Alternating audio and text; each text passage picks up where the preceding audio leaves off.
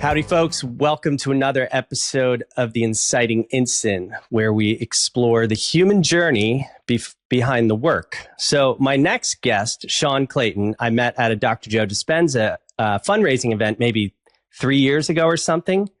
The quality of time seems to be altering, but I'm sure we'll get into that.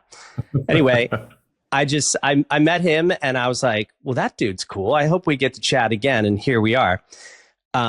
He has had this meteoric rise, I would say, through Instagram, and now you're speaking and all this stuff. And what I find so fascinating, which we'll also get to, is that you had a thyroid condition, which manifests, through the voice. And of course, as soon as you started speaking your truth, boom, you started taking off. So anyway, let's get to Sean's bio first. Sean Clayton is an American entrepreneur, spiritual guide, and thought leader dedicated to facilitating personal transformation and abundance.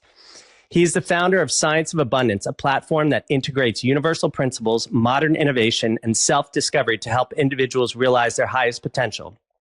And his work focuses on consciousness transformation and interconnectedness. Throughout his life, Sean has overcome significant challenges, including incarceration, divorce, sexual abuse, and personal loss, the totality of which has shaped his mission to inspire and awaken others. He combines ancient wisdom with contemporary concepts such as blockchain and quantum computing, offering a unique perspective on creating harmony and abundance. Sean regularly speaks on topics like consciousness, spiritual development, and I said this already, but the interconnectedness of humanity, providing both intellectual insights and heartfelt guidance. In addition to his work with Science of Abundance, Sean is the co-author and CEO of Myosin, a venture growth consultancy. His professional journey reflects a commitment to innovation, personal development, aiming to empower others to live authentically and to tap into their limitless potential. Sean, welcome. Dude, I need to get that from you. That was really good. That was a solid bio. I'll forward it over. It's a little. It's a little my wording, a little bit of Chat GPT, and so I'll get that to you. But that was great. Thank you. I feel like obviously we've had very different external experience, but I think some of the internal journeys we've had are very similar. So I'm excited to get into that. But I always start this with kind of the same question, which is, who were you? Where were you? And did you have any idea who you wanted to be when you were 17 years old? Oh, man. When I was 17, I had no idea what I wanted to be.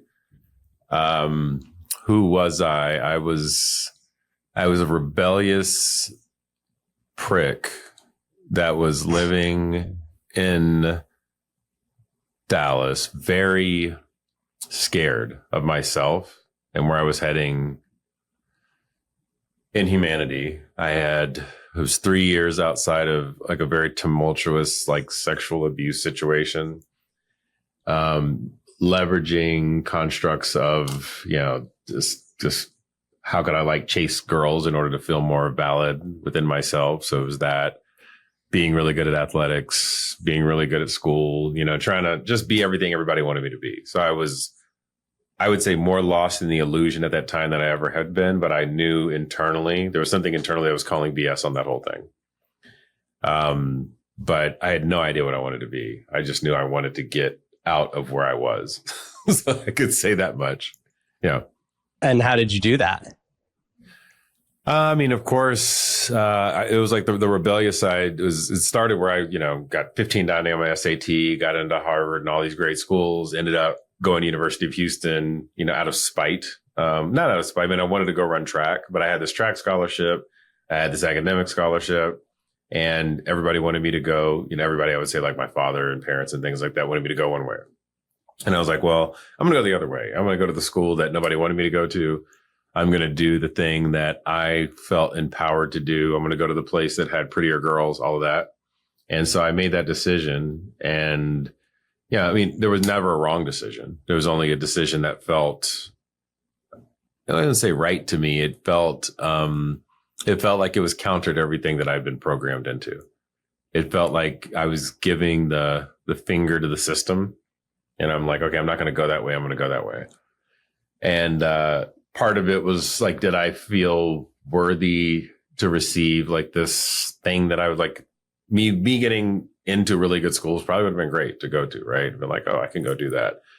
But then looking back on it, I wouldn't have had the worldly experiences that I had. I was in this all boys private school, growing up. Same. And so didn't have that exposure. Right.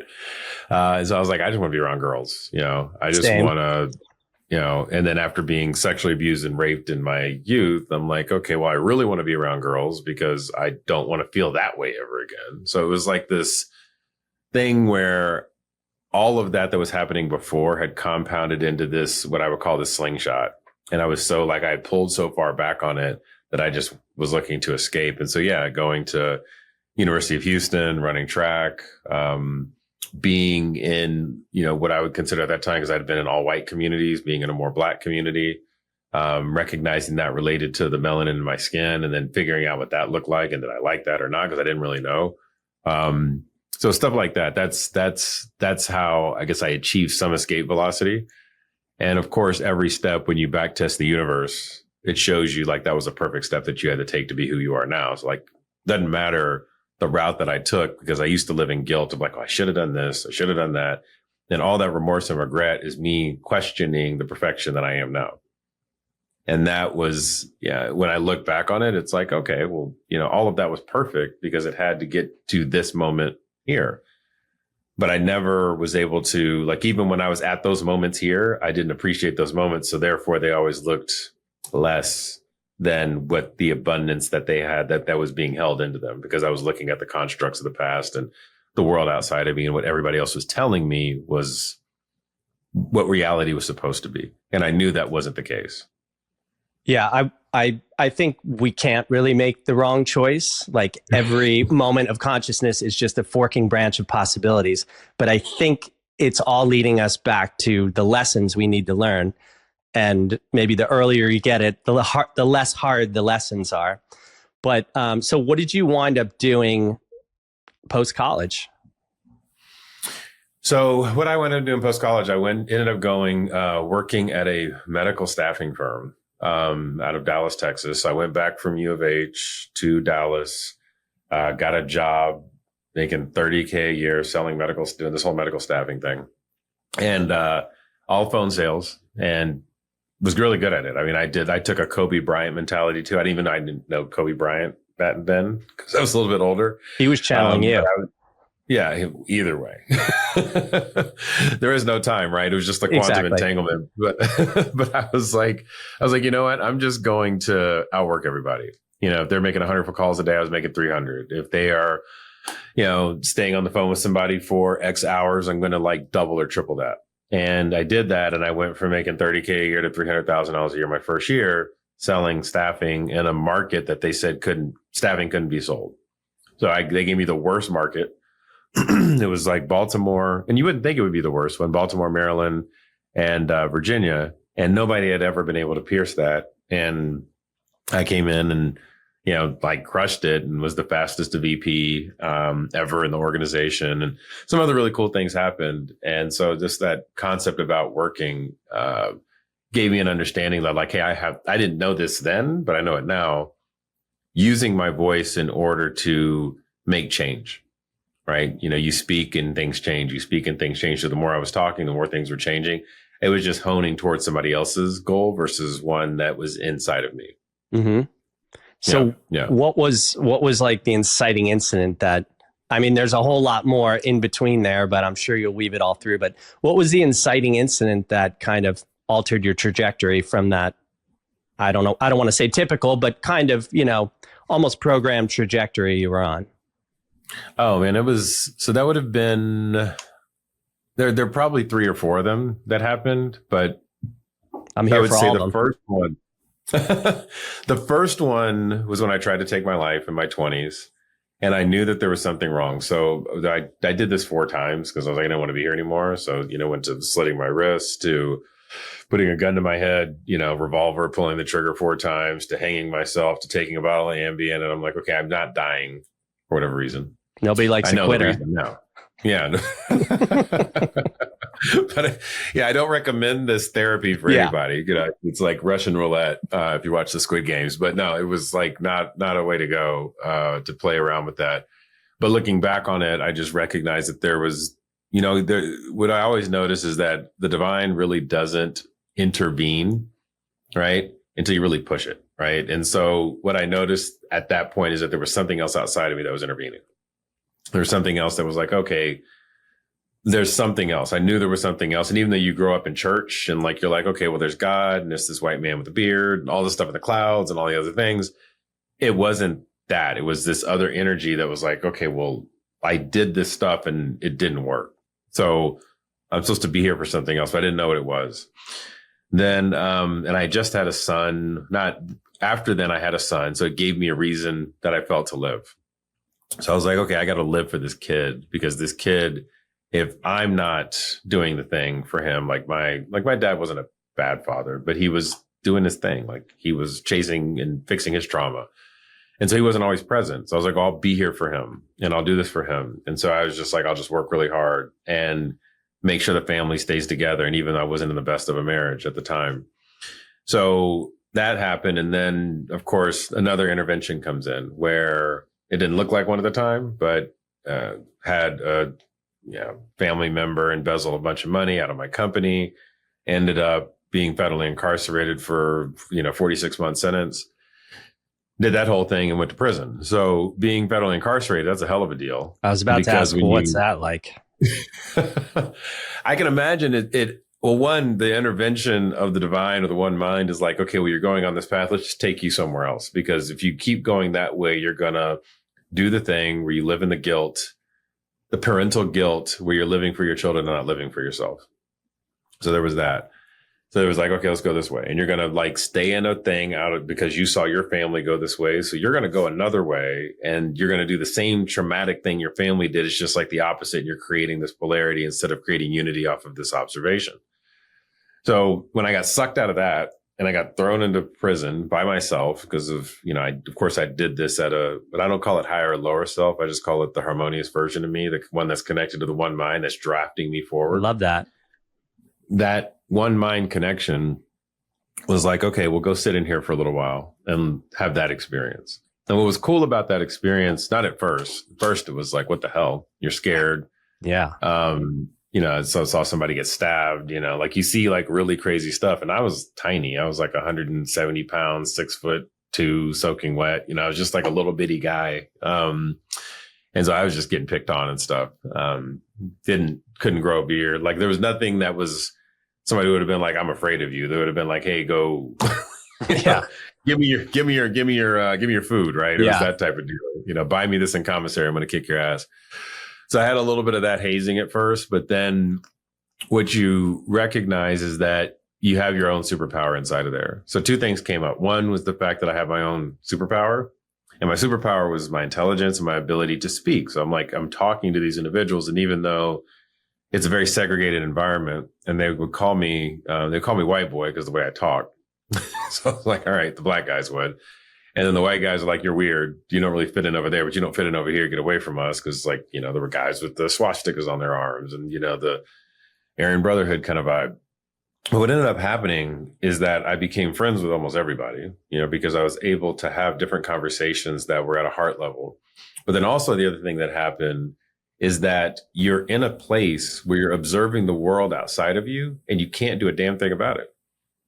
Right. Interesting. So you're here. It's almost, I can imagine this is how God probably feels, right? It's like, or exists. It's like, well, I'm just going to observe my creation because I created this whole world, very, very limited view, but I created it. I created what's happening with my family, what's happening with my kid, what's happening with the news. I'm like, because you're in this creation space and you're watching the housing crisis happen. That's when like all the like Lehman Brothers stuff went down. I'm watching the stock market crash. I'm watching, my family fall apart. I'm watching, foreclosures. I'm watching all the people, people are dying. And I'm like, and I can't do anything about it. I can't go be involved. I get a phone call every now and then, and you could call that a prayer, right? I don't get a phone call. I'm calling out, but you can call like, hey, we're connecting for a second. That connection is 5 minutes a day, at best. So I have this connection every now and then with that world outside of me. And then I sit in here and I have to sit with it and I have to process it. And you gain so much wisdom of being able to watch the world and be able to not be involved in it. Well, not everybody So does that. That takes no, a different kind of mind to adjust to that. yeah. Well, otherwise you go. Well, what's interesting in there, a bunch of the they call them old, old G's, OGs in there. They would just be like, "This is your life now," and just embrace it and find the good in every moment, and that will get you through. So they tell you this. A lot of people don't do it, but there are quite a few that do, and those that do, the time then moves. Time then starts to speed up. You go through your routine every day. You have your highs, you have your lows. You look at your lows as higher lows every day. You have your highs, you look at them as higher highs. You get closer to a date that you're going to go home. And you're like, oh, well, this is actually not that bad. Yeah. And you're always fed. You have the thing, you have, limited responsibility, but you have responsibility. And when you can take the space where you're not being like shoved into the rat race of life, then you start to build your own infrastructure of how you want to be responsible for your life. And then you come out and you actually have a plan. You could do something with it. So again, not everybody does that. But when you do, you kind of slingshot yourself out in the world. What? Oh, sorry. Go ahead. No, go ahead. Well, I was just going to say for every contraction, there's a equal or greater expansion, which I think is what you're talking about, the slingshot. So what did you, first of all, what was that day like walking back into your freedom? And then what did you do? Well, when I walked back into the freedom, I realized I was less free. So I was actually, I had found more freedom inside there than I did in the world, because when you go into the world, you have expectations. And these are expectations you give yourself because, now all of a sudden my clothes aren't good enough. I don't have any money. I have to like keep up with these people, you think, right? You're like, now I've got a son I've got to take care of again. I've got to, all this stuff, these responsibilities start to pile onto you. Oh, well, here's a long list of people that were connecting with you on Facebook when you went in that like, where the hell did you go? What happened? You've got all these bills that are stacked up. You've got just, then you're going to go to the halfway house and deal with that. And so you're now in here and then somebody's calling you on the job to make sure that you're really there. You got to go get a job, but the job has to be on a bus line because you can't have a car.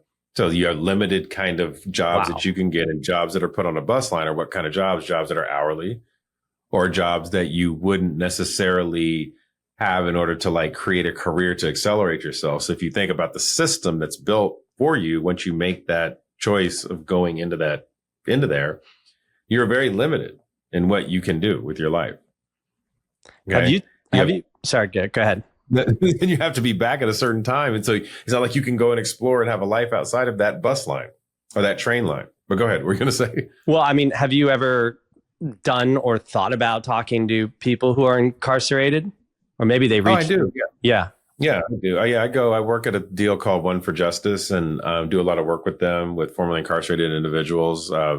Been to Angola prison, sat with the guys on death row, talked to them about how they can be, create their meditative superpowers from within. So there's a lot of work that I do in that space. I mean, it probably consumes 10, 15% of my time to help out. Yeah.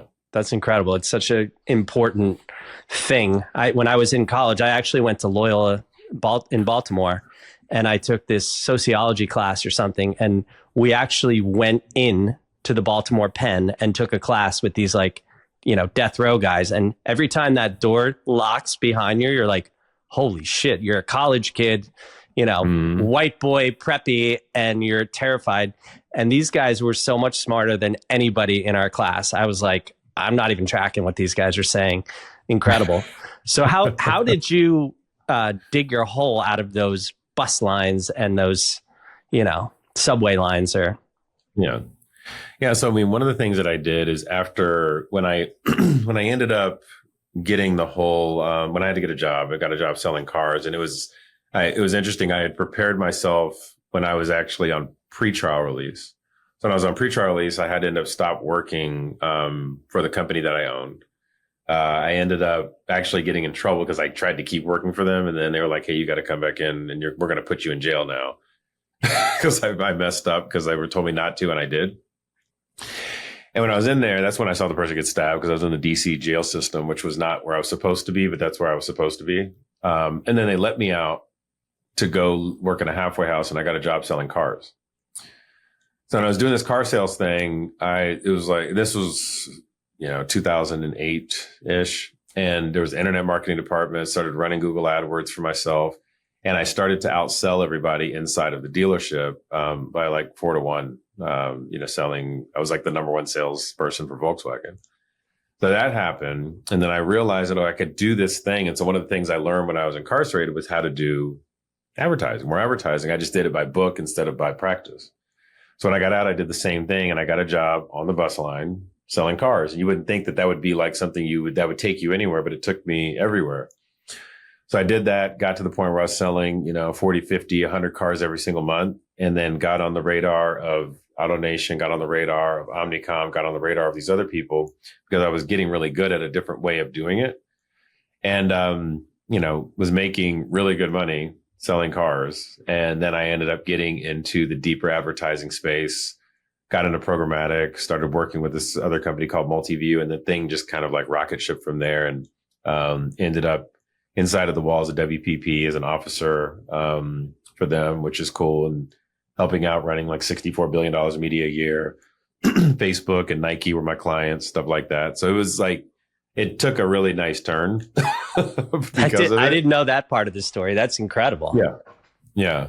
And that's how I was able to start my own marketing agency, media agency, because then I went through, this training camp of all the different nuances of marketing, seeing the big and the little, and how media is like really getting involved in entertainment and streaming and all the stuff. And so I was able to pick up on all these different models and then use those models in order to create abundance for the clients that we work with. All right. So how does that link to what you're doing now? I'm sure that's a big, you're talking about blockchain, quantum computing, and consciousness. Yeah. Dude. Yeah. Wild, right? Yeah. So what I'll kind of frame up like you said, what I do now, and there's a lot of moving pieces involved in it. I was an early adopter of Bitcoin, got involved in that many, many moons ago, and people thought I was nuts. But I was like, I think this is cool. I'm going to buy some of this. I was heavy in NFTs when nobody else really was. I mean, some people were, but and I made a bunch of money and took a big bath on all of that stuff. Like I won and lost and won and lost. But I always knew that there was something about that world that was magical. And even if you look at some of the words they use, like gnosis and, like stuff that are it's really interesting. The words are very tied to spirituality. I didn't realize it at the time, but I knew something was drawing me in. So that was one thing that I got involved with when nobody was, and it helped build a really interesting foundation for myself. In addition to that, the marketing side of it led me into all these different interesting paths where I would, start marketing for something that I didn't realize was like a conscious thing. And it prepared me for something later. So, when you go back and you say, okay, the divine, your one mind, your connection to that one mind is always going to lay out the yellow brick road for you. Are you going to actually go all the way to Oz, right? And like hang out with the guy behind the curtain who's like a little bit of a fraud, okay, and then stay there? Or are you going to go on the path, recognize that, come out of it, and then be like, okay, I'm going to go help people know what the truth looks like? So as I started to walk that path, it was like, okay, well, now I know how all this media thing works, and I can go tell stories in a way that nobody ever could before. I can go buy media like nobody can. I can go accelerate any business that wants to be accelerated. So why not do it for my own? Why not go out there and say, okay, well, all the stuff that I've learned about marketing, social media marketing, how to like work with the algorithms, because Meta was a client of mine. So I actually know how that thing works really well. I just never used it for myself. Wow. Then I can go out and I can build my own content and then start to make sure that the algorithm is doing what I thought it always did or what I was told it did. And then boom, my thing takes off. Right.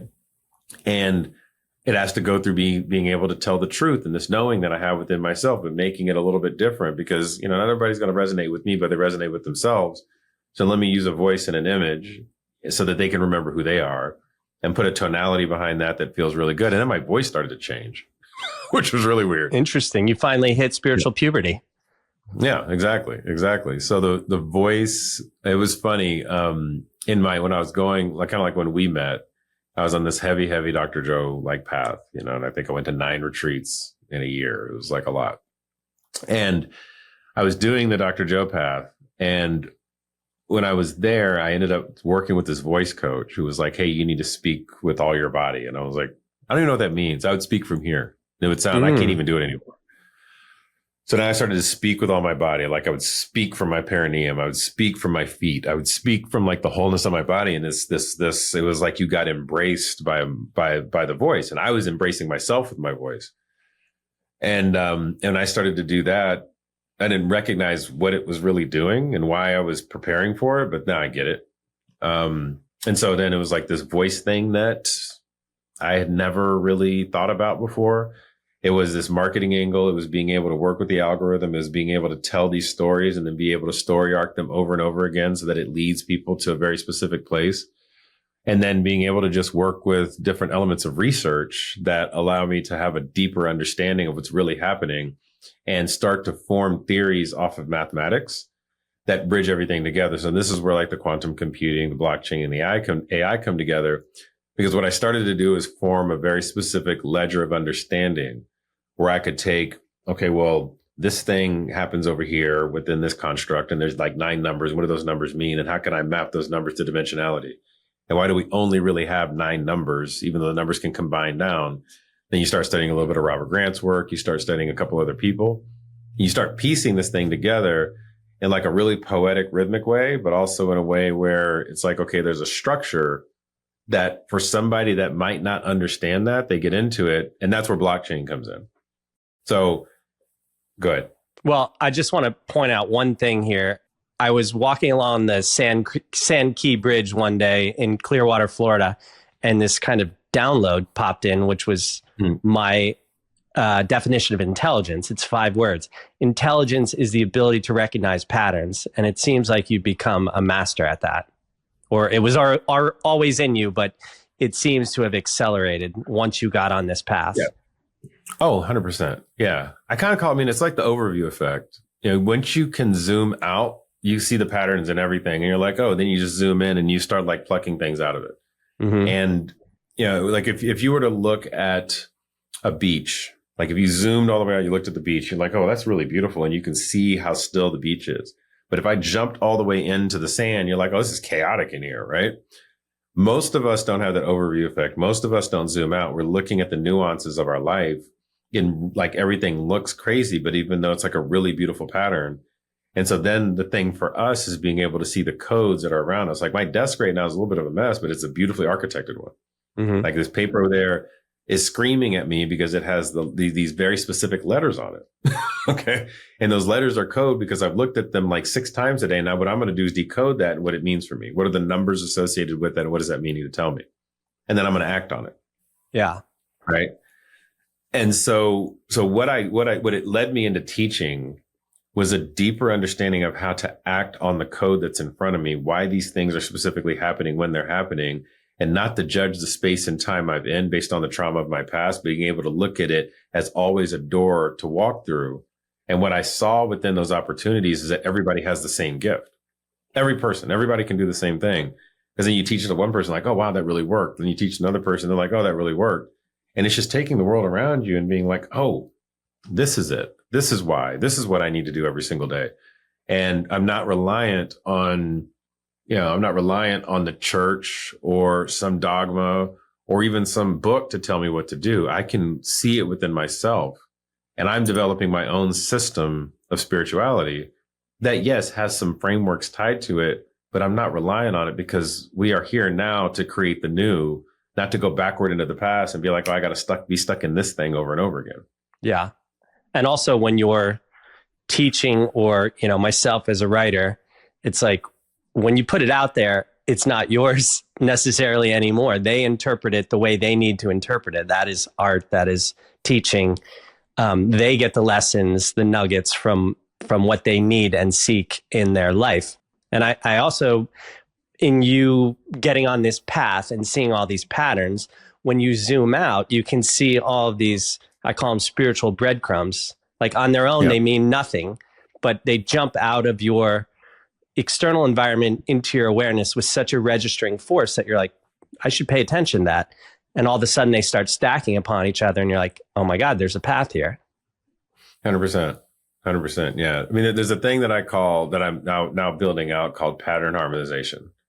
I You like could the take sound the of that. patterns and you I was going to call it pattern interrupt, and I realized there's a whole like industry about pattern interrupts. I was like, well, it can't be that. But I can. One thing is like there's you do pattern harmonization. You're harmonizing all these patterns, and you're not judging them anymore. You're seeing how they all work together. You're like, oh, well, there you go. And then I can take go exactly where I need to go. So bring me Yeah. into like consciousness and blockchain to get back to that and all that. Yeah, so it was funny. It was about actually 3 years ago, around the time we met. I went to this conference because I was heavy into a bunch of NFT projects, and this group called Consensus gave me a speaking opportunity. So I got up there and I started speaking. And and I was supposed to talk about some nuance thing, something came over me, and I was like, well, hey, what if they would have put the Bible on blockchain? What would we know right now that we didn't know? Wow, Okay. that's a huge idea. Yeah. And so, but people in the audience are like, oh, that's kind of wild, because there's a ledger and this and that. And I'm like, yeah, what would we know? We would know really what the intention of God was. We wouldn't have this other version. I mean, we could say, okay, yeah, like I was watching this show the other day. It was actually on Joe Rogan. This guy named, Wes Huff went on there. Mm-hmm. And Wes was talking about the papyrus and, how they have like all of these different writings that were written around the same window of time. And I'm like, okay. I said, well, so let's take that notion, for instance, and let's put it into modern framework. What if, for instance, there was an amazing story of, let's say, some prophet showed up right now, and the prophet showed up, and then the prophet was removed, and the prophet was then removed, and a bunch of people started writing about it. Okay. And then all of a sudden somebody came in and said, hey, let's adjust that a little bit over the next couple of years and make it change. And then that was the writing that we had. And then some other things got deleted. It's called the Council of Nicaea, and I think 1326 or something like that. But just throwing that in there. Yeah, yeah. Lost all the Gnostic Bibles. Yeah, and so then they throw away all this other stuff. They throw away the other writings, like the Gnosticisms or Zoroastrianism, all these different frameworks that were there. They're like, well, that's heresy. We can't use that. We'll use this, but we won't use that, even though they were all written in the same window of time. Which comes down to a power construct to control the masses. Boom. Right. So, but what were they hiding really? Okay. What were they looking to limit individuals from knowing? And if I wanted to, this is just me, if I wanted to keep you going down a very specific path, I would do something like they did with, which I actually appreciate is happening right now with, the JFK and Martin Luther King assassination files. Like, we don't know what happened with that. That's almost the same exact thing. If that would have put on blockchain, we would know what was really happening there. But I want to keep you away from this thing. So therefore, I'm going to have you just kind of like not pay attention to it, or you kind of know something's wrong, but you don't know why. And we go all of our life doing this. And then I'm going to have this mega person I prop up in front of you that we can call Jesus, who I am not saying that this guy was not like the vibe and didn't get it and didn't walk in full harmony of the divine and was not the key of correspondence for our creation and all these other beautiful things. Like, there was something very magical about that human being that he was able to do. And I'm not even doubting that he rose from the dead. Okay. Any of this stuff. But what I am saying is that I'm going to point you at this and tell you that's the only way. And even in his words, that they tried to go through the process of mutilating in some regard, those words, even within them, if you zoom out and see the pattern, he's never saying it's just me. Never. Right. He never said it's just me. He's like, you have it in you. He kept saying you have it in you. And so, one of the things that I know as I've studied more mysticism, occultism, and different areas like that, you have to tell somebody the truth, even if you attempt to hide it. It doesn't work otherwise. The karmic repercussions of not telling the truth, because it's all in there. You just have to see the code. It's everything that is hidden is inside of the Bible. Everything. Mm-hmm. But then there's like another like little angle here, and they harp on that angle. And that's the thing that they go out and they say, hey, John 3:16, boom, this is the thing. But then everything around it says something different. Yeah. And that whole process is putting you into a box of limitations, whereas Jesus was saying, you are unlimited. All these things I can do, you shall do, and more. 100%. 100%. So then that's what led me into spirituality and blockchain. Because then for me, what I started to recognize is that, okay, well, if we start to do that, and we start to put now, like what I'm calling right now is the story of the feminine, divine feminine is now being told. I love it. Let's put that on ledger, because at some point that story was out there and it got like shut off. So we put that on ledger. We start retelling the story of the divine masculine that's now embodied in balance, and we put that on ledger. There's no better time to rewrite this whole thing. Okay. Yeah. Yeah. And so, yeah, you take the old constructs that give you the wisdom, you start mapping into this new venture of understanding so that we can evolve. Otherwise, we're going to live like we did in 0, right? So 100 BC. If we're looking to model ourselves out to that, then let's go back to that. Let's get rid of technology. Let's not have our cake and eat it too. Let's not like put our legs over the fence and be on both sides of it. Let's pick one. Go back to that time if that's what we want to be, or let's start doing something more evolved. Honor that. Take it for what it is.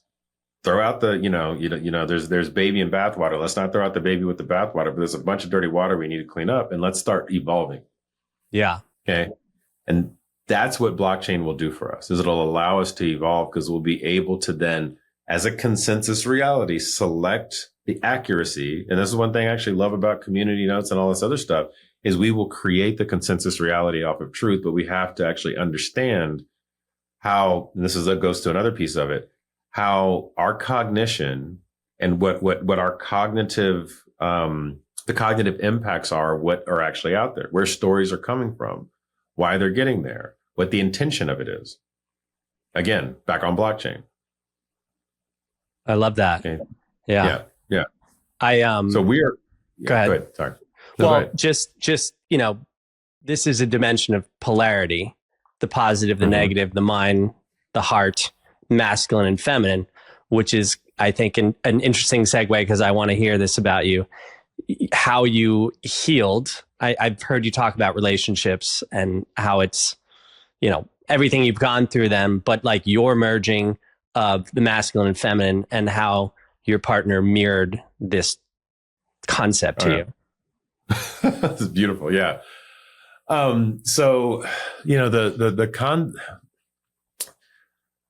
the masculine, what I started to recognize is every relationship that we enter into, if we are not fully whole, we are starting to make adjustments to these karmic patterns. Okay. Whether it's man, woman, woman, doesn't matter.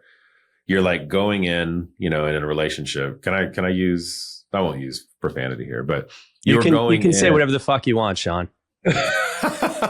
I'm just checking. Everybody, generally what happens is like, oh, my relationship in the early days is really passionate, and you're trying to fuck your trauma away. Yeah. Okay. With somebody. All right. Yeah.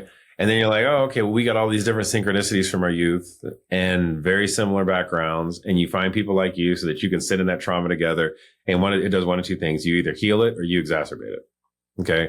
It either becomes if your parents are really abusive. Okay. You either go find somebody that makes you feel really safe. And then you're like, okay, well, I have no ability to express because I'm afraid to express because I don't want to see what happened with my parents. And this person actually gives me this safe space, and they're really calm and quiet, and then you like have this like really awkward relationship with them. So Sophia and I, when we first got together, we had this whole relationship where it was like, we were, wildly passionate, almost exact similar upbringings, all this other stuff. We're like, oh, I was like a version of her dad that like, was bringing all this like crazy stuff into her life. Right. She was a version of my mom that was doing, all this weird stuff that, we were like trying to sort through. And as we started to sort through those things, she was actually one of my greatest gifts and opened a door for me in spirituality, because when she met me, I was like, I got to do the Bible thing. There's something about God, all this other stuff. And I knew there was something about God, but I was like referencing it only to the Bible in order to find the answers. And I was becoming more miserable. She's like, why don't you just try meditating? And she wasn't like the most profound meditator either, but I kind of like gave it a shot, and I would sit with this and I was miserable. And like, I don't get this. I don't understand this at all. And, but you're not a quitter and you don't half-ass anything. So I kept going, and then I bumped into a Dr. Joe video. If your thoughts can make you sick, your thoughts can make you well. And I was like, oh, this is interesting. Because I had this thyroid condition. It had been radiated. I was on levothyroxine, all this other stuff. And I wasn't, yeah, I was like, I'll have to take this for the rest of my life, which I don't take it anymore, which is super cool.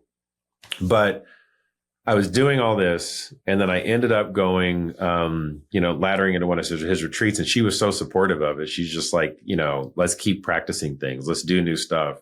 Tried Sadhguru stuff. We tried Dr. Joe stuff. I got hooked into the Dr. Joe thing, and she's just like happy that I was doing something. We went down that path.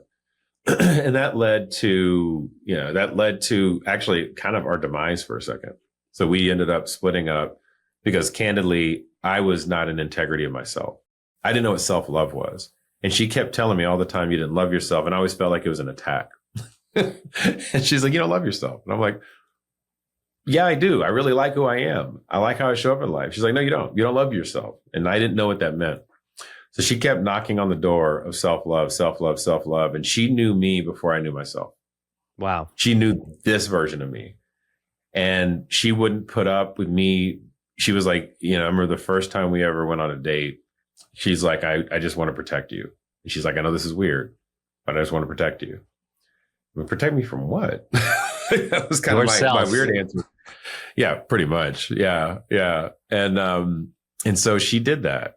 And as we kept evolving, even in that year of splitting up, I did like crazy plant medicine journeys. This was my like 9 Dr. Joe retreat thing, like all this other stuff that I was into. And then I realized that I was chasing after the external illusion, even in the plant medicine, even with Dr. Joe. I got hooked on him. I got hooked on plant medicine. I got hooked on, the friends that would tell me yes. I got hooked on anybody that would affirm Sean. And even though it was like, it seemed so spiritually centered and it seemed like so like light driven, right? Woo woo, whatever you want to call it, love and light, fifth dimensional. And to the group that I was in, it felt great, but it was no different than the groups that I was in before. It was the same thing. It was just a different, different clothes. Pattern recognition. Exactly. So eventually two things that helped me break through that now the person that you're talking to now is a product of all of it. But this was like the push through the door was three things. One, her and I not being together was like, okay, this didn't feel right. And it was so strange. We would be in different locations throughout, like we split. She was in Utah, I was in California, or she was in Atlanta, and I was somewhere else. We'd always end up at the same spot. It's kind of like in Hancock, where like they kept coming back together. Like we just kept coming back together. And, but we were stronger when we were together. It wasn't like Hancock where we got weaker, and, Hancock's a movie. If people don't know what it is. I'm going to have to watch it. Yeah, it's pretty good. It's Will Smith and Charlize Theron and like this whole thing where they would split up and then they would come back together and like these superheroes. But with that said, there was that. Okay. And then that led me to, I did an iboga journey. And iboga like had me just see the fact that I had this like massive feminine wound.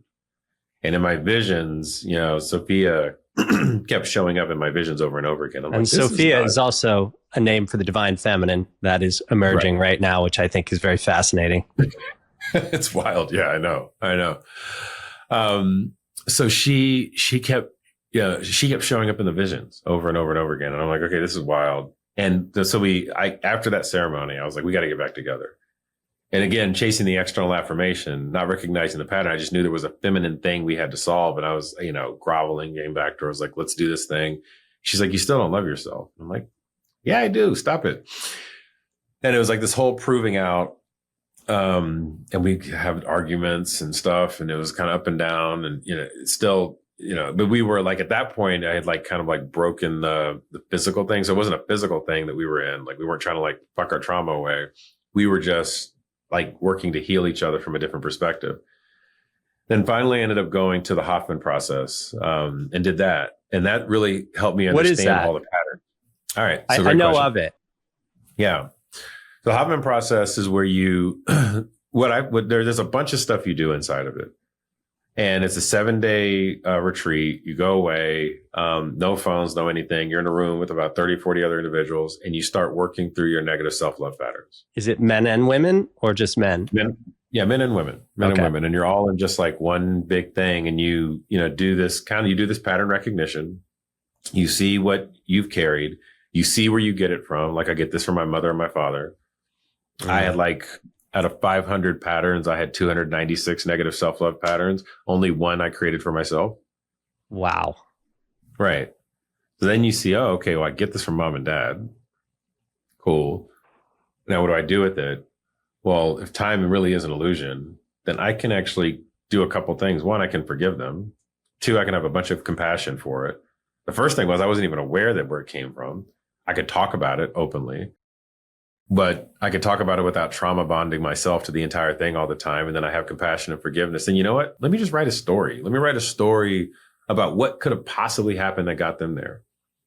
And then I did that with everything in my life. I did that with the person that sexually abused me, right? I was like, well, what happened to them? Oh, well, their dad shot themselves, all this other stuff that had to be super traumatic. They were 13 years old at the time.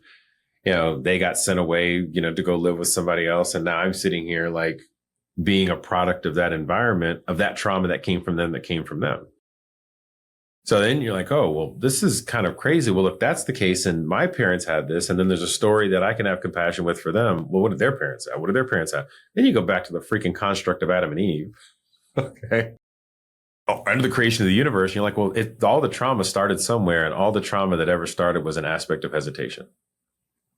Something hesitated, missed the mark, original sin, bloom, everything in the universe existed because of it. So then that took me back to a practice I now do anytime that I feel off, is I just go back and I forgive God. Okay. Forgive God. Forgive God. Yeah. Say more. Not because God needs forgiveness. God doesn't need forgiveness. Okay. God created polarity and duality.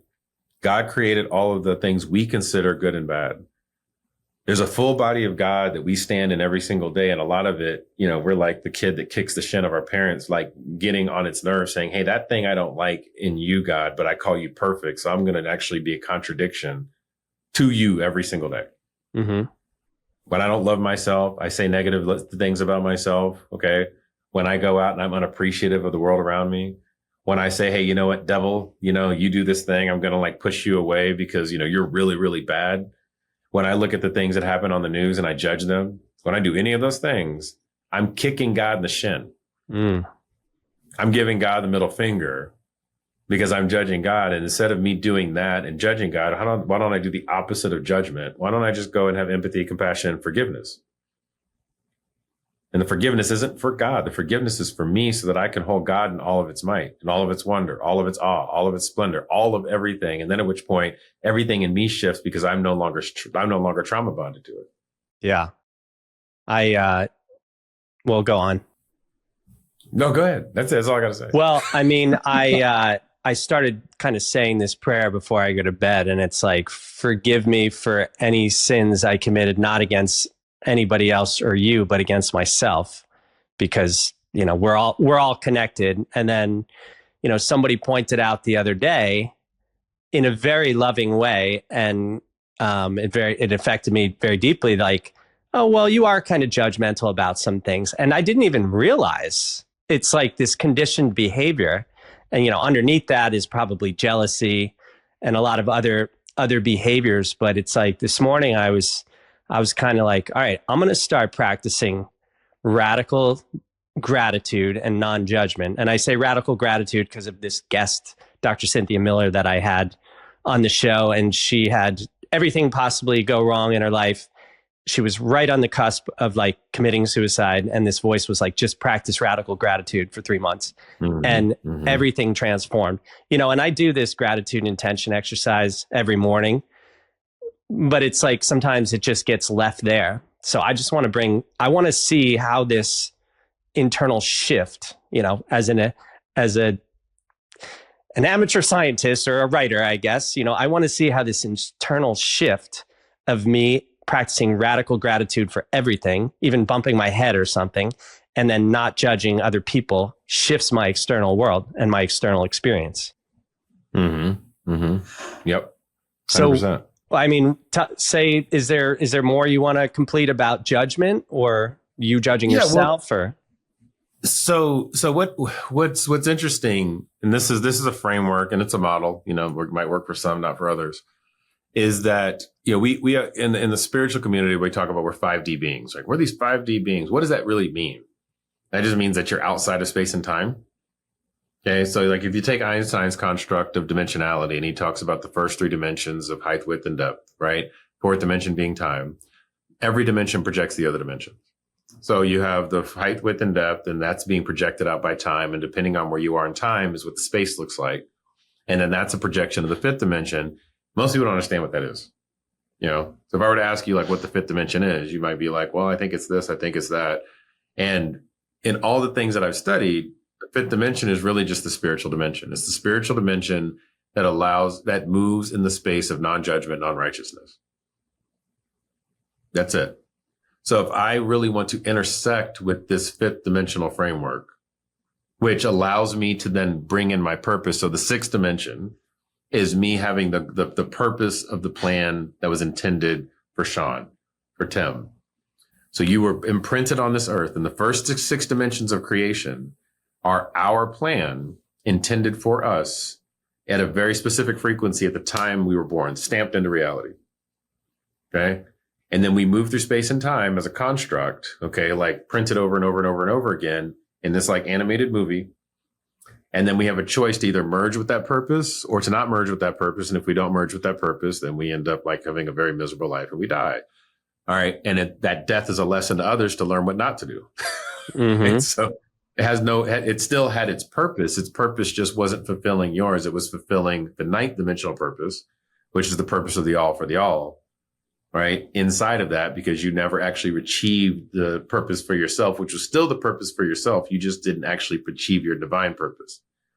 You like surrendered and sacrificed to the all's purpose, which is why 6 and 9 kind of complement each other. Yeah. So one of the things that we are here to do is to remember how to use the 5th dimension as a bridge to get to the 6th dimension, to recognize what our purpose is and what we're here to do in life. The only possible way, and then Christ talks about this, Buddha talks about this, Krishna, whatever you want to read, go read the thing. It all maps to the same thing, is to stop judging. And there's something in the Bible where it's like it calls divine judgment. Okay. Divine judgment means that you're looking at it through the eyes or the eyes of God, but that is not the same judgment that we have here on this earth. Mm-hmm. Okay. That judgment that God has, or that judgment that the divine has, is basically saying, you know what, I'm going to hold everything in a state of beauty and is good. In the first 7 books of creation, everything was good. There wasn't one thing that was created off of the light, the dark, the waters, the ants, plants, and animals, all the space and time, everything. None of it was bad. It didn't say like, hey, well, I got this little thing right here. That was shitty. I'm going to throw that out. It was all good. And what's interesting when they say keep the Sabbath holy, that's the 7th dimension.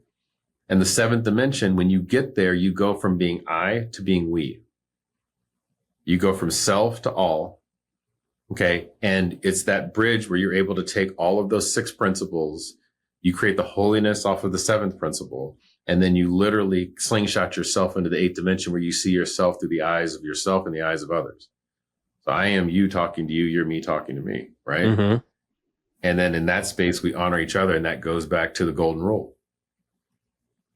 And all of that then allows you to understand the all for the all. And this is how you see that pattern recognition, where you could see everything from a perspective of the one mind.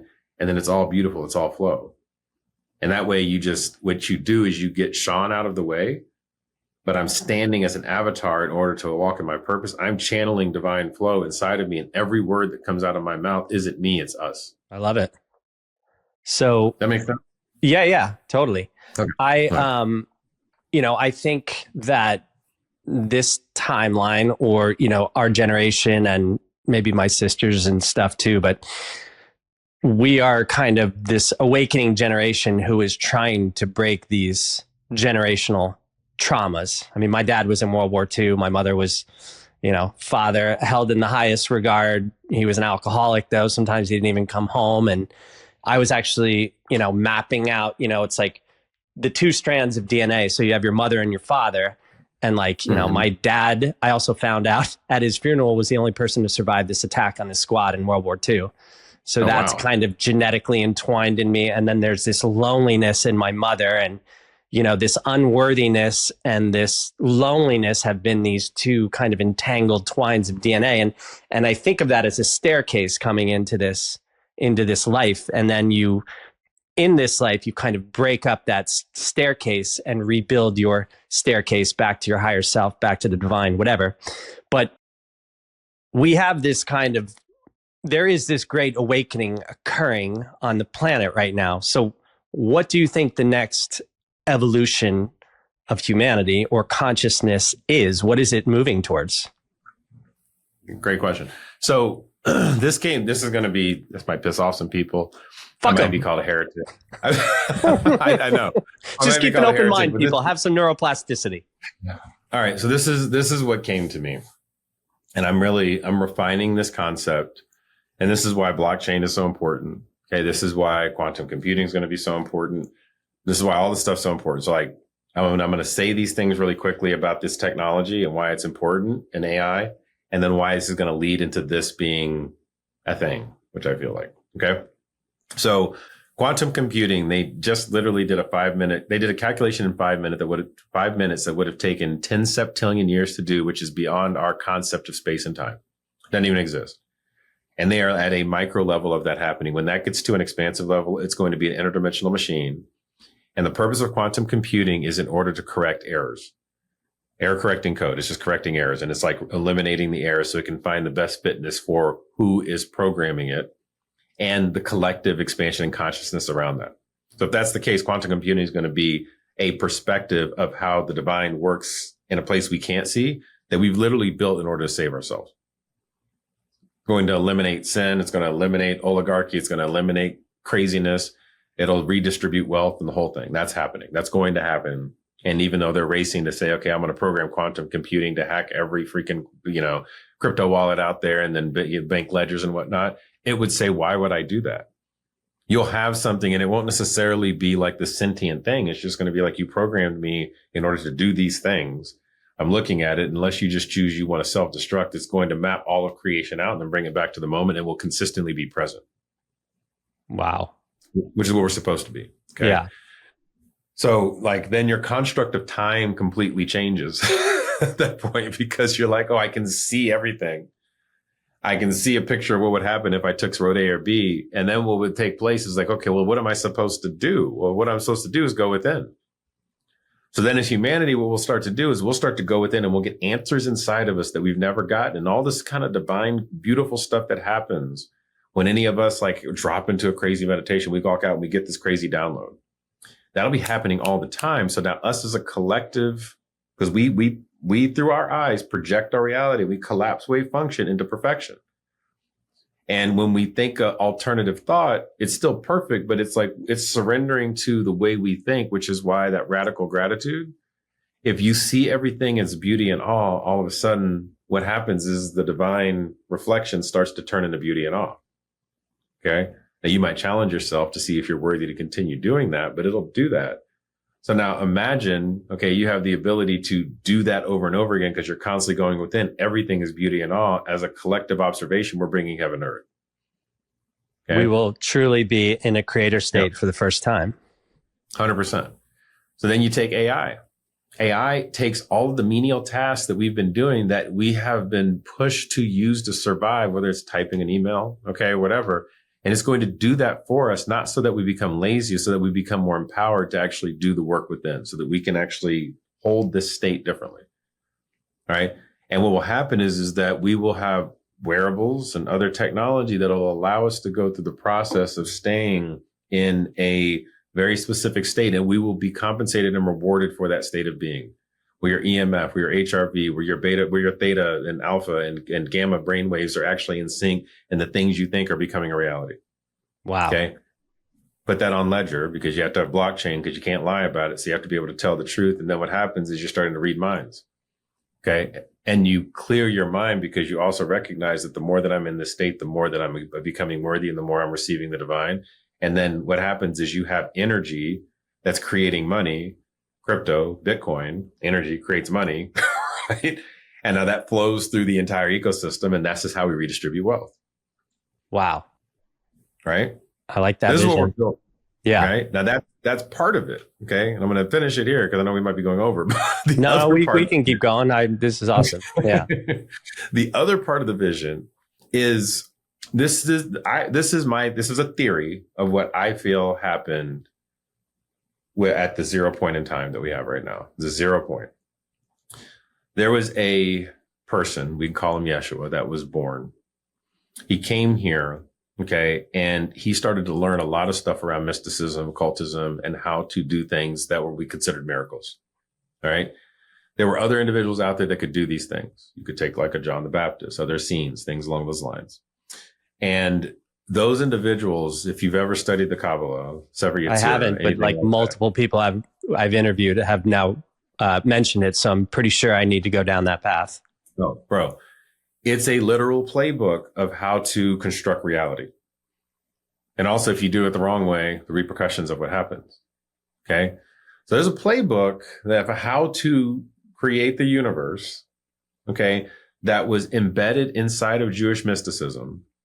That is a very linear path to go down, that if you do these specific things, you can create very specific outcome.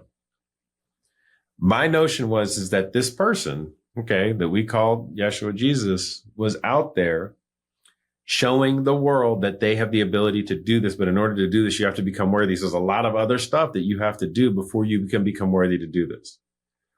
And if I wanted to, let's say, control the world or do anything along those lines, if I had a set of individuals that was kind of like doing this stuff and it was limited to the purview of a few, and I knew the rules systems in order to be able to actually do this, then I would only make sure a handful of individuals know this. And then I would keep other people distracted in dogma so that they're like, oh, hey, go look over there. Oh, well, shoot, this guy really got it right. Let's make this big church off of him and then have you focus on this so that you'll never really know the truth. And the only way that you can get there is so it's true. The only way you get there is through him, his teachings, and what he was showing to the world of how to actually expand so they told the truth in some regard, which is wild, of how to expand this mystical knowledge and this mystical teaching so that you can bring it to humanity and then we can create heaven on earth. So he was doing that. Like, it's true. Like, go and study exactly what he did. And that in itself will create heaven on earth. That itself will save us. That itself will do all of this, but it's not him. Okay. It's what he was teaching. It's what he had. It's what he was bringing through. So all of these practices that have been shut down and hidden and shut down and hidden, if that would have been on blockchain, imagine we would know it. Okay. We would know how to really turn water into wine. We would really know how to like walk on water. We would really know how to throw fish into the boat. There's stuff that, there's a practice called a 231 gates that they do inside of the Kabbalah, that if you do this thing 231 times, okay, and you set an intention inside of it, it creates a reality. Wow. Okay. And then I practice it. I mean, I got, and I'll do like 1 or 2 a week, and yesterday I started doing one. I'm like 107 of the way through, because the way they do it is you do it, or the way that it's been taught to do it is you do it with the Hebrew alphabet, and you'll say like, Aleph, Bet, Aleph, Gimel, Aleph, this, and then you kind of go around the actual Hebrew alphabet until it finishes the grid. But you can also set an intention, like my evolved version of it would be taking an intention for myself and saying it 231 times. Okay. The 231 equals 6. The math of God is 369. This is a whole other thing around Tesla. But in essence, what is going to happen is we're going to remember this playbook. We're all going to be worthy to actually walk in it. More of us are going to be able to action on it. And then all of this, what I'm calling this, this Judaic suppression, where this code has been imprinted on that DNA, kind of like what you talked about, is like this stuff gets imprinted on you as it goes along. It's imprinted on that whole race, right? And once all of that wakes up, it starts to expand, and then everybody has the ability to do the magic. And it doesn't mean that it's just there, because it's in, like Sufis have it, other people have it, right? But if we keep everybody in chaos with each other, well, then in essence, we're not remembering what it is. And then the few benefit from the magic, the many benefit from the magic of the few. Yeah. That's what's happening right now. I remember probably a year or two ago, just doing the dishes one night, and I was like, maybe Jesus was a time traveler. Like we're always looking to the past, but it would make sense that he's actually coming from the future to show us the way. And then, that also leads me to believe, we keep going in meta and the realities or whatever that's called. It's like, are we just with the AI, are we going deeper and deeper and deeper into this kind of, what's the word? Altered reality, or, when you put on the face mask, but yeah. So it's reality, virtual reality. So it's almost like we're going deeper and deeper into these fractals of virtual reality. But is it like our future selves that are bringing this to this time in this moment in space and time to save us, or is it even like, disclosures happening, all that stuff? That's a whole other can of worms. But it's what a wild time to be alive, huh? It is. Well, I mean, and think about this reframe. There's what I would say is that there is no future, there is no past. Right. Never has been. Right. There's only this thing now with this mental construct in order to keep us in a state of sanity so that we actually build a reference frame of this thing called the present and the past, even though, Jesus is here right now. Mm-hmm. Moses is here right now. Buddha's here right now. It's all right here, right now, depending on how we choose to remember it. Even me and you talking to each other is a memory. Mm-hmm. It's no different than the memory of the divine. Yeah. What's happening is we have evolution and we have de-evolution. Okay. So what you see when somebody like Yeshua or Jesus comes through is this evolutionary person that's like, okay, this thing is happening. And then there's a bunch of de-evolution that's like, oh, we don't want that to happen because I can't do the things that I used to do. Because if those stories come out, if everybody on the planet knew how to move light through the actual physical body, we knew how to take our physical selves and know exactly how they work, okay, how to create divine sovereignty within self, there'd be no more sickness, there'd be no more death, there'd be no more suffering, there'd be no more pain, there'd be no more, poor, there'd be no more any of this. And if you don't have any more poor, you don't have any more rich. Mm-hmm. Right? So, yeah. It's wild. I love this. I knew we were going to have a great conversation. If you could plant one idea into the collective consciousness that could take root immediately, what would it be? One idea, and there's so many. Can I say two? I want to say two. I'm going to give you a pass on this one. You can say two. You can even say three if you want. Damn it, Sean. No, I'm going to say two. I'm going to say two.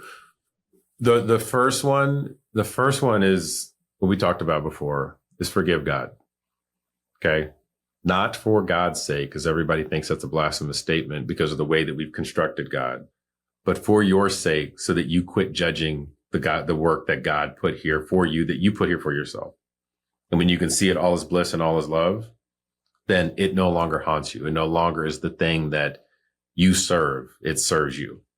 So there's that. And then remember that we are magical beyond logical. Okay. We are not logicians. We're magicians. Every one of us has these superpowers. Every one of us has the ability to create. Every one of us, if we just know a little bit of the how, you need just the, as Morpheus says, the splinter in the mind.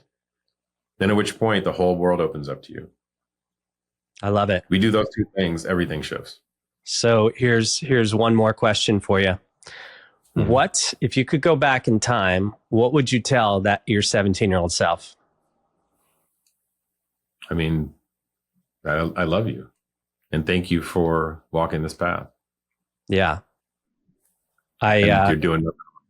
I kind of said the same thing in this new book, because originally I was talking to my 17-year-old self the entire time, because my first book's kind of about the dream of the 17-year-old self, which is kind of the self-actualization of becoming a writer. Yeah. But, my literary agent was like, this is kind of a tough construct to sell into a publisher's.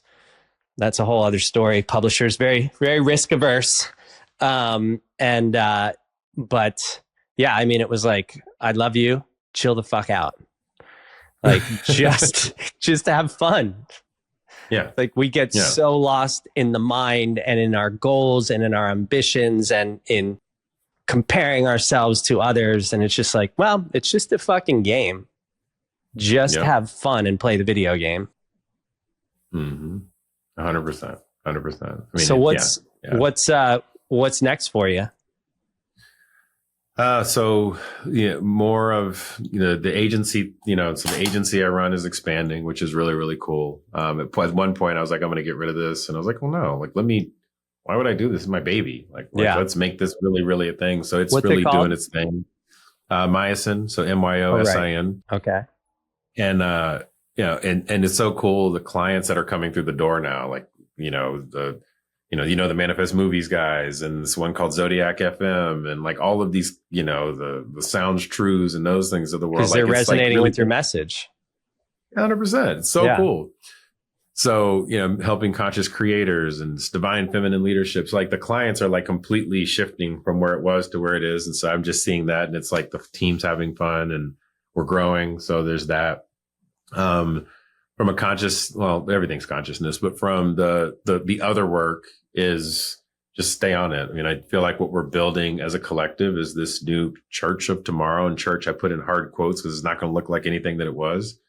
The entertainment's going to shift, the way that we talk about things, the way that we integrate. This year, I'm going to have a couple of live retreats, workshops where people are going to come in, and we're going to have these really breakthrough experiences where I take super cool. Principles of Hoffman, principles of my teaching, principles of, other things, and just ground it into like a 3-day snap out of it and get into your life again. Which I'm super excited about.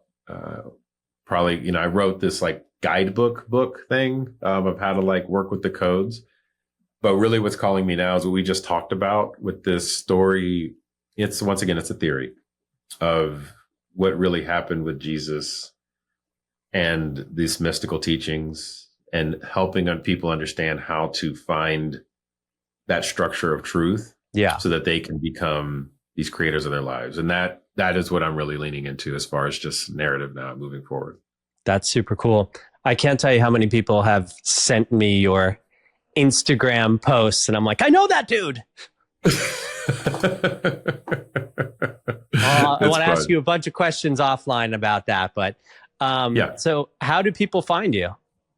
Of course, there's Instagram, Abundance 10,000. Abundance 10,000. Abundance 10,000. There's go to scienceofabundance.ai. So you go there. There's a lot of different like rabbit holes you can go down, purpose statement generators, codes of abundance frameworks. I built out a GPT prompt thing you can go into and ask it questions about the future, and people just been rabbit holing that for a while. So stuff like that.